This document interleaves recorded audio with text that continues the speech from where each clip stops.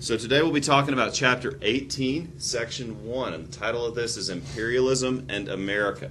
Now we're going to jump back to 1867 for a little bit, but we're going to really spend most of our time in the late 1800s when talking about imperialism in the United States. Really, this is a post-Civil War story, post-Reconstruction, when the United States began to expand outward. And one of the United States' particular reasons for moving outward was global competition. Really because other countries were doing this, and a way to become competitive and remain competitive on the world stage was to do this exact thing.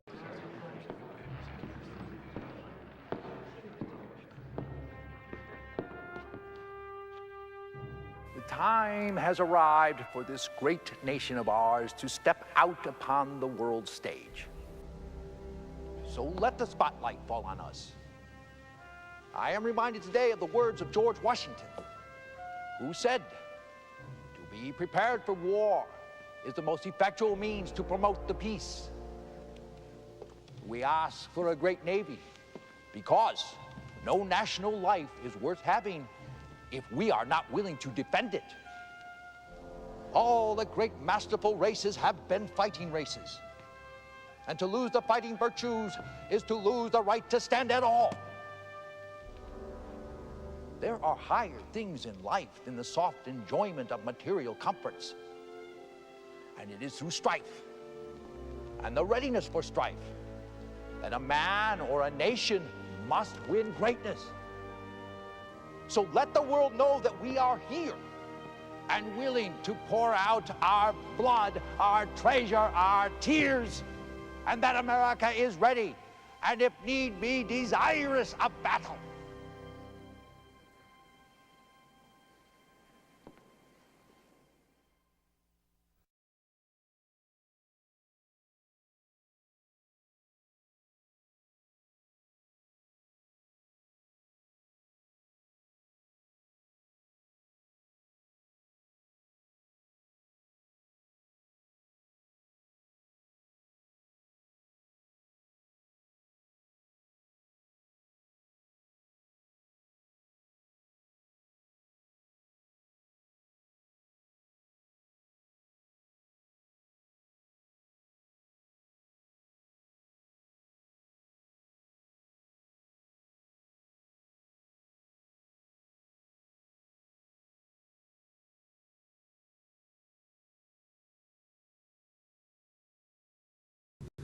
But first off, what do we mean when we talk about imperialism? Imperialism is the policy of extending control over weaker nations. Extending control over weaker nations. Another form of this word is empire. We're going to be talking about the formation of the American empire in honor of the recent Star Wars movie. Now, in the 1800s, the Europeans had divided up most of Africa. Remember, we talked about how the triangle trade led to the importation of African slaves into the Americas. Africa, the largest landmass in the world, had been conquered and divided and colonized by European countries. Europeans were also competing for influence in China. China, unlike Africa, however, was an ancient and united people, one of the world's oldest civilizations, and so Europe found it more difficult to exploit China in the way they had exploited Africa. Japan was also a part of this race for colonial influence. In fact, the United States decided to expand overseas for this very reason, that these European powers were doing so, and if we wanted to protect ourselves, we had to be powerful also. And speaking to that very point, if we wanted to be powerful militarily, we had to have a strong military. President Theodore Roosevelt there quoted President George Washington when he said, and I quote, "To be prepared for war is the most effectual means of promoting the peace." So to be prepared for war Admiral of the U.S. Navy, Captain Rick Martinez, I'm just kidding, Alfred Mahan, urged the United States to build up our naval forces. He believed that we should have the world's third largest navy. He felt that if we were in this position, we could not only defend our borders, but we could advance our interest, protect our business interest abroad, defend our borders, and even expand our influence into other countries. And so we did.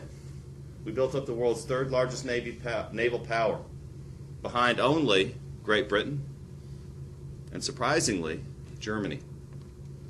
And we'll come back to that point when we get to the First World War. Germany also was in an arms race to build up its military and naval forces for aggressive purposes. What are the benefits, aside from defense, of having a strong military and an aggressive policy? There's a commercial benefit. You see, United States factories at this time, we had undergone the Industrial Revolution. We had the capacity to produce far more food and manufacturing products than we actually needed. And this can actually be an economic problem, because in a competitive market, there's a reason, an economic benefit to producing more. The more you make, the more you sell, the more money you make. But there's also a trade-off there, because the more you make, according to the laws of supply and demand, the lower the price of that product becomes. And so overproduction can be a dangerous factor for an economy. And so the United States was swelling economically, and it needed new markets. We also needed raw materials. You see, when you look at the early 1900s, it was also known as the logging era.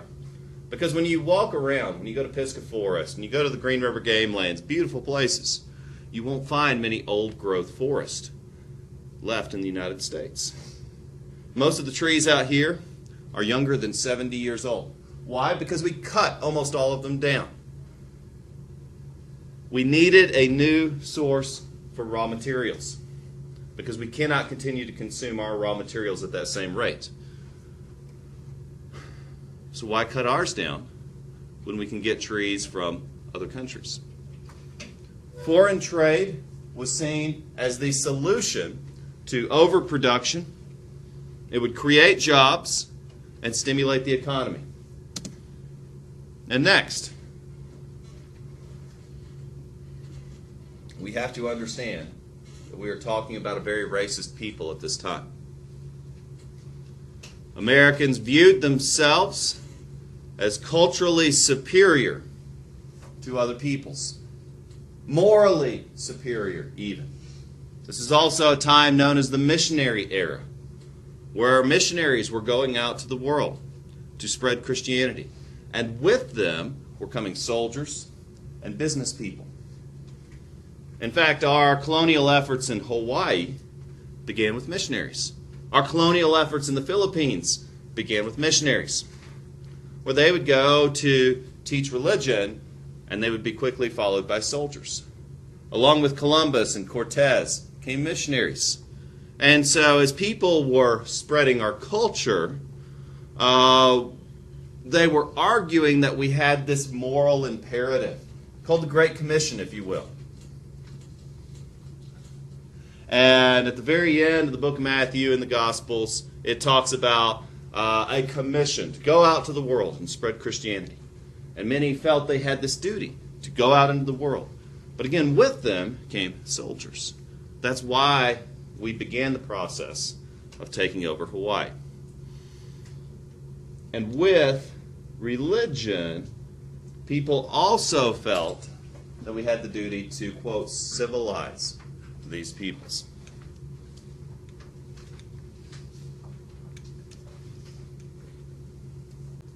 And so now we've outlined the reasons why Americans felt that we needed to expand. Commercial, defense, cultural. And now let's begin to outline some of the early expansion efforts.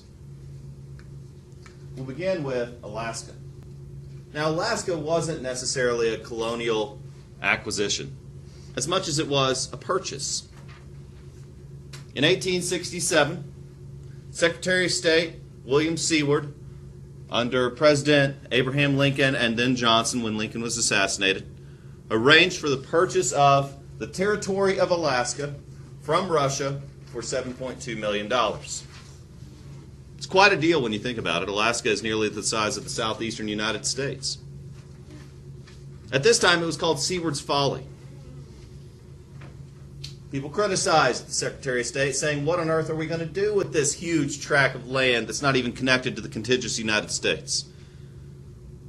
What do we need this land for? How do we even access it?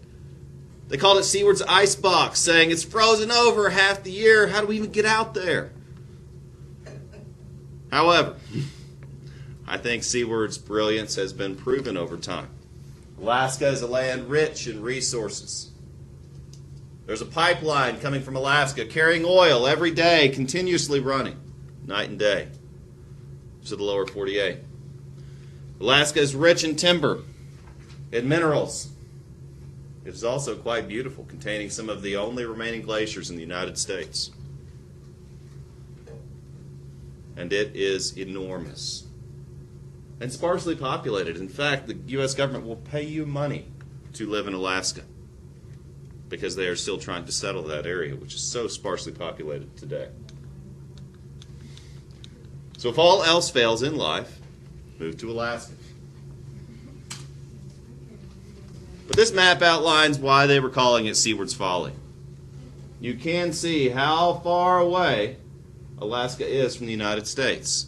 I don't know if you ever watched the show Ice Road Truckers, but a lot of those series, a lot of those stories were about trucks trying to make the perilous journey because this road is frozen often throughout the winter. But let's talk about Hawaii. My mom's life dream has been to go to Hawaii, and I'd like to go too someday. Hawaii was once an independent kingdom, ruled by people who migrated there eons past. We have no idea how they really got there. They perhaps discovered it by boat thousands of years ago. But there were an indigenous people when the first Americans discovered the islands of Hawaii in the 1790s. U.S. merchants were stopping off in Hawaii on their way to China and India. Because remember, when the American continent was accidentally discovered in the late 1400s, it was accidentally discovered because Columbus hoped to find a westward route to the Indies, to China and India for trading purposes. And of course, quickly after the United States became a nation, we began to continue the process of sending merchants across the Pacific Ocean over to China and India. Now, of course, at this time, they would have to take a very long, perilous journey all the way around the continent of South America. I mean, that's a long, long journey, all the way around the continent of South America. And so they would often stop off at this set of islands called the Hawaiian Islands. They would stop there to refuel and to rest and to rebuild and then continue on their journey.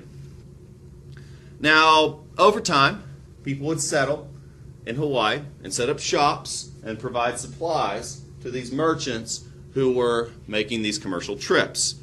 And by 1875, there were enough Americans living in the Hawaiian Islands, mostly running sugar plantations, the point where the United States recognized these American planters officially in the Hawaiian Islands.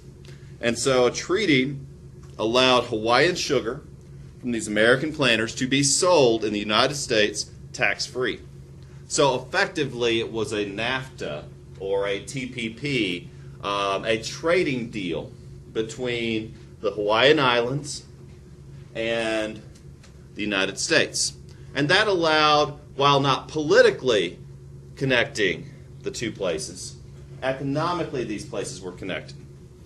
And meanwhile, Americans were moving here throughout the 1820s. Yankee missionaries were founding schools. People were settling. Americans were living on these islands. And really, while Americans made up a small minority of the Hawaiian population, they owned 75% of the island's wealth because they owned these huge sugar plantations, and since they were trading with the United States tax-free, they were making enormous profits off of these.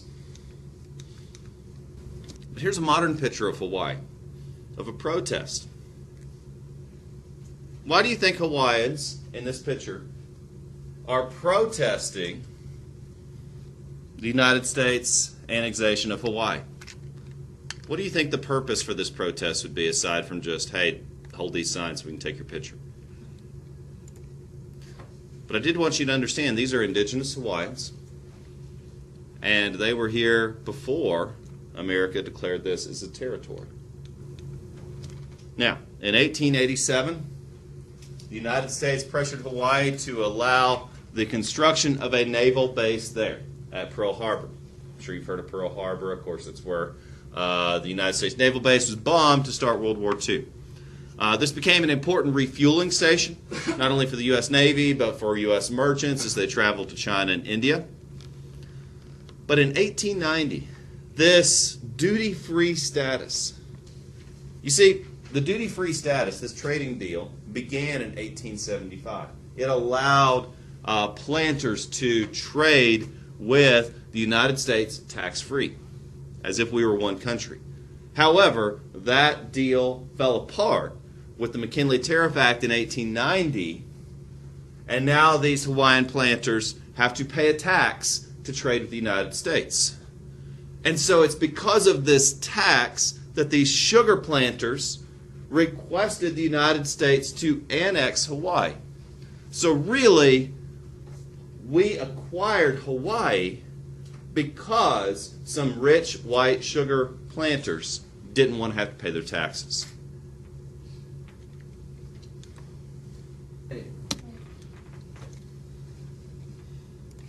So back to our picture. Hawaii was a kingdom ruled by the indigenous people who allowed these planters to set up their plantations as long as they agreed to be Hawaiian citizens and obey the Hawaiian laws. But when this tax was imposed upon them and severely hurt their profits, businessmen forced the king of Hawaii, King Kalakau, to only allow those who owned land to vote. Well, much of the land was controlled by these planters, meaning these planters were effectively given power over the Hawaiian Islands. Now, the very last queen of Hawaii, Queen Liliuokalani, in 1891 tried to remove this requirement and return democracy, or return the power, to her people. The U.S. Marines came in to help these business groups overthrow the queen. And a new government was set up, headed by Sanford Dole, which you may recognize his name next time you buy bananas or fruit, which is tropical in nature.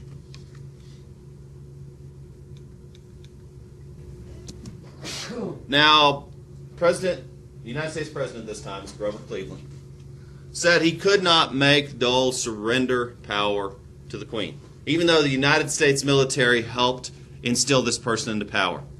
And so the United States formally recognized the Republic of Hawaii, and while the expansionist William McKinley became president, Congress proclaimed Hawaii a U.S. territory. And this was our first real overseas colonial acquisition.